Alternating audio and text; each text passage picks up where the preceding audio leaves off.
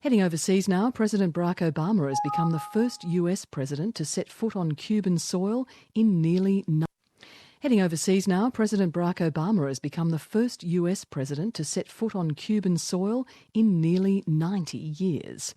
President Obama was greeted by Cuba's foreign minister at the start of his historic two-day trip, as Ann Barker reports. It was a very different arrival from the last time a US president visited Cuba.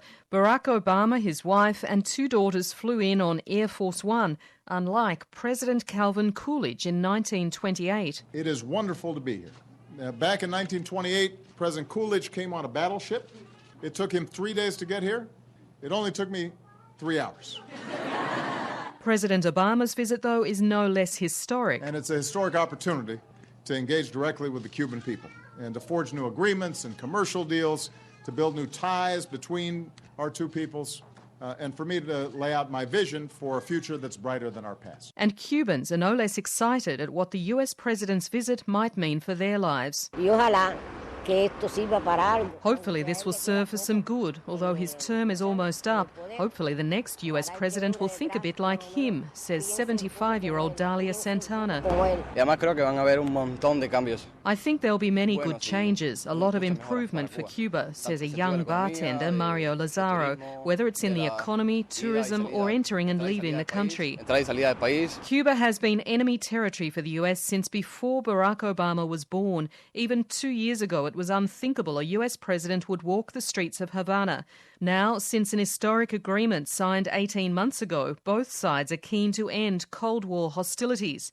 But the 5 decades-long trade embargo remains in place, and Cuba watchers like Michael Bustamante at Yale University are cautious about what might emerge from the visit. I hope that there's an economic opening that hits Cubans' wallets, but Cubans also need the space to build their economy from the ground up. And that is really a function of Cuban government decisions, not the United States. The healthiest thing that I think can come from this is, in effect, the United States taking itself out of the game as the perennial arbiter of Cuba's internal politics, or the perennial boogeyman in Cuba's internal politics. And once that sort of specter of U.S. intervention goes away, my hope is that Cuba's own economic reform and political changes can really take on a life of their own. What will be the biggest sticking points on both sides? Well, there's a couple of, I think, long-term sticking points.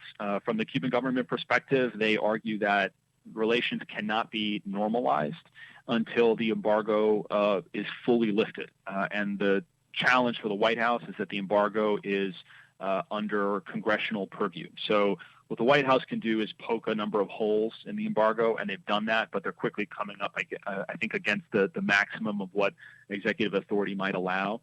Congress has to get rid of the embargo itself. The Cuban government also wants the Guantanamo naval base back. They view that territory as illegally occupied. The United States has had it since the early 1900s. And then from the United States, I think certainly the biggest sticking point is going to have to do with human rights and other political issues. Why has it been so hard for the US or Cuba to normalise relations until now, when you consider the US does have relations with so many other dictatorial regimes around the world? Sure. Well, I think, for a long time, the explanation for the hesitance of the United States to change policy was really about a domestic political question in the United States. And that had to do with the power of the Cuban-American vote in the domestic electoral context in the United States. Cuban Americans traditionally have not been in favor of changing U.S. policy. They have supported a policy of isolation. What's happened in the last 5 to 10 years, though, is that we've really seen sort of a tidal wave of opinion change among the Cuban American community to make it politically possible for the White House to have embarked on this path. That's Michael Bustamante from Yale University, ending that report from Ann Barker.